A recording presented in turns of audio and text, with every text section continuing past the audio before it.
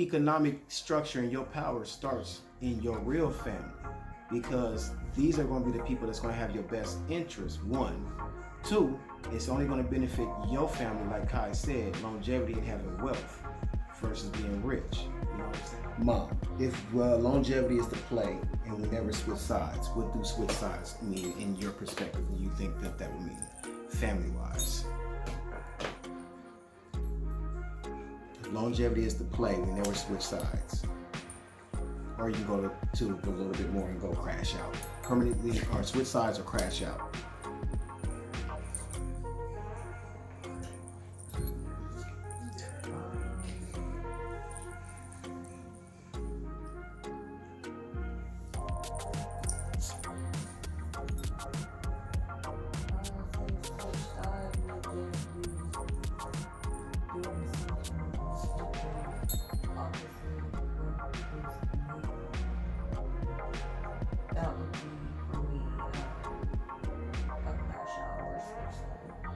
Okay. Because if everyone is moving towards business, then as a family business, then why would I go out on the street and sell crack? Because it's an easy play. Absolutely. Crashing out. Yep, I agree with Mom. So for me, once you guys can keep writing too. For me, switching sides and crashing out is, like Mom said, taking the easy route out. So because, like I told Kai, like don't get discouraged because it's not happening right now. Because a lot of times with our people, we want tomorrow rewards today. We want tomorrow rewards today. That means that we don't want to pay our dues. We don't want to work for it. We just want instant gratification right now. We want $1 million right now. But guess what? If you had $1 million right now, you wouldn't know how to manage it. So what? You'll be doing the same stupid stuff with $1 million that you're going to do with $10, with $100, because you haven't paid your dues. Because with paying dues comes management, right? Because at the end of the day, like what Mom said, let's use that as an example. If a person is selling crack, right?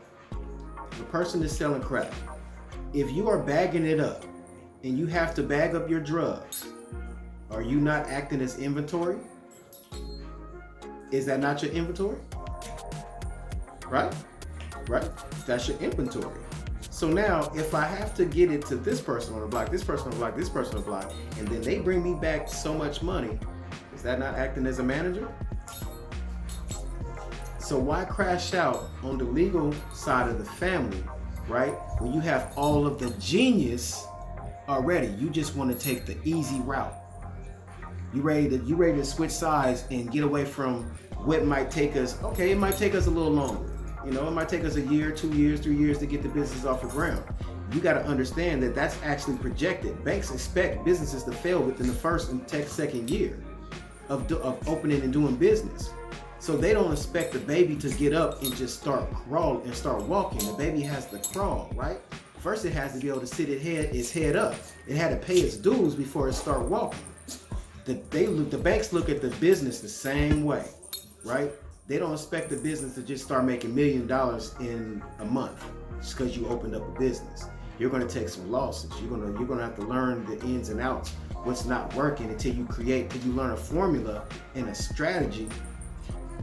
And a formula and a strategy. Write that down. Formula and strategy. Formula and strategy.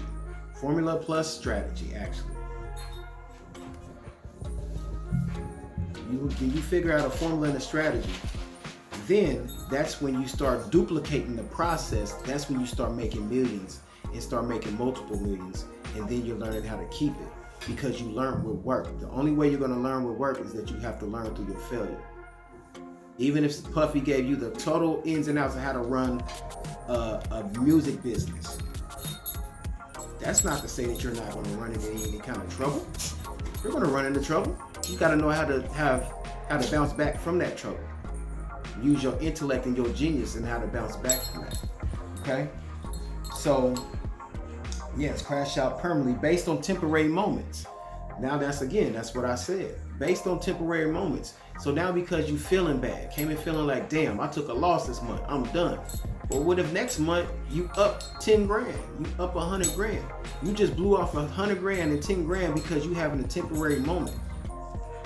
You got to understand too, in business, there is no feelings. You got to separate feelings. People don't do business with you. They don't do commerce with you based off feelings, off of facts, actually. Off of facts and tangible things. They do react and do business with you off of feelings. So if you can make somebody feel a certain kind of way about what your product is, like a pain point. If I tell you that, Maggie, you went and spent $1,000 on some tennis shoes, you could have put $1,000 into your business. Now you mad. You should be mad. You should be fucking pissed off because that girl who had the same cards dealt that you had, starting the same thing that you had, her business is now all the way the fuck up there. And what you doing with this goddamn $1,000 worth of shoes that you got that now has no return on your investment? You invested $1,000 into some shoes that's not returning you anything. She invested $1,000 into her business and now up $5,000. You have nobody to be mad at about yourself. And I want everybody to understand this in this room. In your business, you have nobody to be mad at about your business other than you and yourself. Because you got to learn to pivot. You got to learn to separate your emotions when you take a loss. You're going to get millions, trust me, you're going to have to spend millions. You're going to have to spend millions. You're going to probably lose some millions. Some people invest.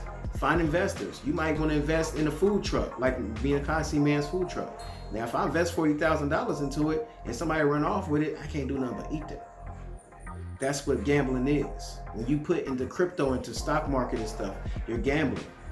But don't gamble what you're not willing to lose. Don't gamble what you're not.